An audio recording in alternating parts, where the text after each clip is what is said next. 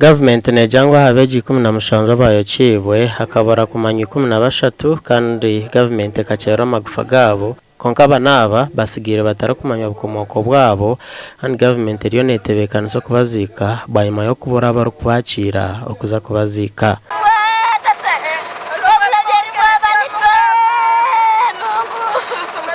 Wetwogerera sawa zino tukyalina emirambo gy'abaana bana tukyali sitaaka nabo bakyali mu hoti mu Ame hospital bakyali mu mochale nga tetunaba kufuna samples oba DNA tematchinga bulungi.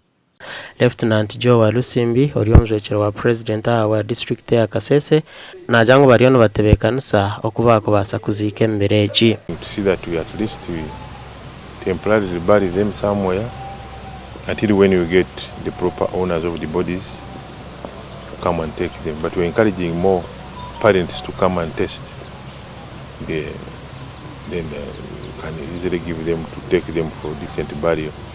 But now we are discussing where you can temporarily put them. Hona Minister Godfrey Kabyanga nagirango mukuru w'ishomera shemerire kuba nagamba huyihira abana aba.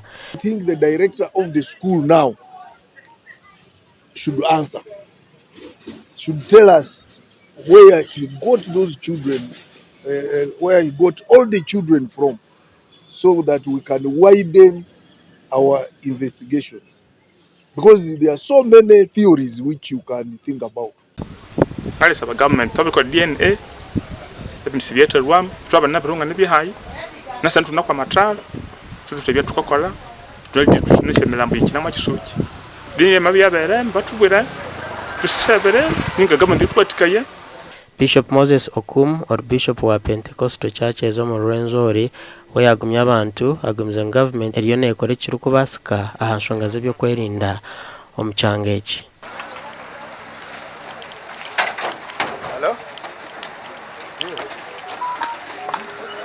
So tujja kusaba anti government n'abasawo baddemu bakole DNA z'empya n'abantu abalowooza nti abantu babula balabike bagende bakole mu DNA so that ba verify nti emirambo egisigadde na jani bagikwase abantu abo. Abwa hatembere yabeji baniryo mu irwaro erya Hot Barracks omuri Fort Poto gasha kwa Gilbert Mahanguzi.